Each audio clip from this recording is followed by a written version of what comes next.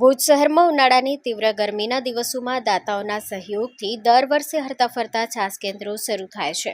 આ પરંપરા અનુસાર આ વર્ષે પણ સત્યમ સંસ્થા અને તાનારીરી મહિલા મંડળના ઉપક્રમે તેમજ દાતાઓના સહયોગથી હરતા ફરતા છાસ કેન્દ્રો શરૂ કરવામાં આવ્યા છે।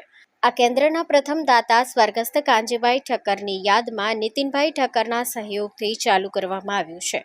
દરમિયાન ઉનાળાના 4 મહિના સુધી ચાલનારા આ હરતા ફરતા છાસ કેન્દ્રમાં જેમ જેમ દાતાઓ આગળ આવતા જશે તેમ તેમ આ સેવા ચાલુ રહેશે।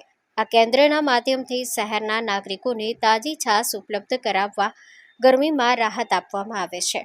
સ્ટોરી રિપોર્ટ બાય દર્શન મહેતા, ભુજ। ઉનાળાને પ્રખર તાપમાં ધ્યાને લઈને ભુજ શહેરની અંદર સત્યમ સંસ્થા અને તાનારીરી મહિલા મંડળના ઉપક્રમે અને અલગ અલગ દાતાઓના સહયોગથી ભુજ શહેરની અંદર 4 મહિના લગી ફરતું ફરતું છાસ કેન્દ્ર શરૂ કરવામાં આવ્યું છે।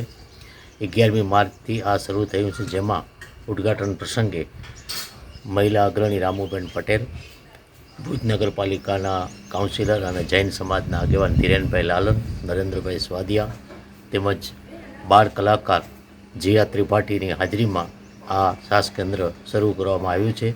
પછી જેમ જેમ દાતાઓ મળતા જશે તેમ તેમ આ છાસ કેન્દ્ર ભુજ શહેરની અંદર 4 મહિના લગી સુધી ચાલુ રહેશે।